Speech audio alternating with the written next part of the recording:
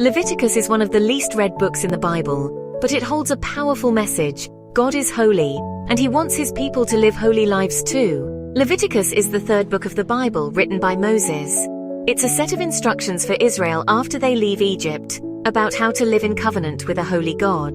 The concept of holiness is central to understanding the book of Leviticus. In fact, the word holy appears more frequently in Leviticus than in any other book of the Bible.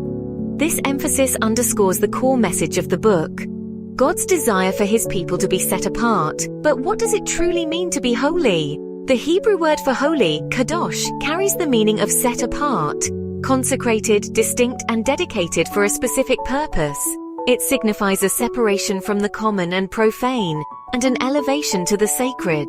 And God calls His people to reflect His purity, His very essence, in every part of life. This isn't just about religious rituals or ceremonial observances. It's about embodying His character in our thoughts, actions, and relationships. It's about living a life that is pleasing and acceptable to Him, a life that reflects His divine nature. This call to holiness is powerfully summarized in Leviticus 19:2, where God declares, "Be holy, because I, the Lord your God, am holy." This verse encapsulates the essence of God's expectation for His people. It's not merely a suggestion or a request, it's a divine imperative. We are called to emulate God's holiness, to strive for a life that mirrors His perfect character. This pursuit of holiness is not about achieving perfection in our own strength, but about surrendering to God's grace and allowing Him to transform us from the inside out. It's a lifelong journey of growth and sanctification as we continually seek to align our lives with His will and His ways. God gave 5 main offerings: burnt, grain, peace, sin, and guilt. These weren't random rituals. They were ways to express worship, gratitude, repentance, and restoration. The priests, especially Aaron and his sons, acted as mediators between God and the people. They had to be clean, prepared, and obedient. Nadab and Abihu offered unauthorized fire and faced God's judgment. Leviticus outlines what is clean or unclean, including food, disease, and bodily health. It's not just about hygiene, but about symbolic holiness and drawing near to God. Within the tapestry of ancient Israel's religious observances, Yom Kippur, the Day of Atonement, held a place of unparalleled significance. It was a day set apart, a time for deep reflection, repentance, and the seeking of forgiveness for the sins of the nation.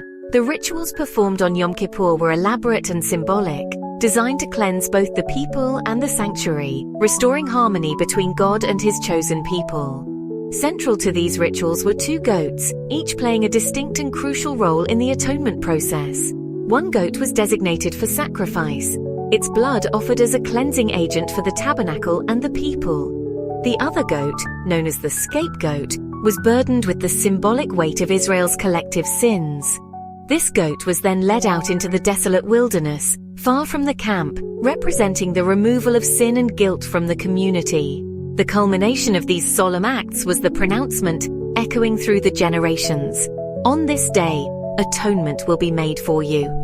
This declaration served as a powerful reminder of God's mercy and His willingness to forgive those who sincerely sought reconciliation.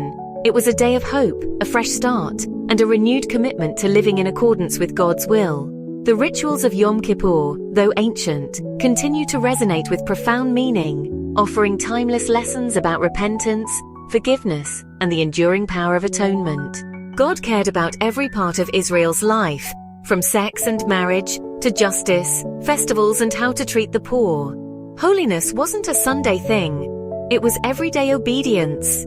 The book of Leviticus, often overlooked, reveals a profound truth about the nature of sin and God's unwavering commitment to reconciliation. It meticulously details the sacrificial system, a complex series of rituals designed to atone for the sins of the Israelites. Leviticus shows us how serious sin is, and how God provides a way back.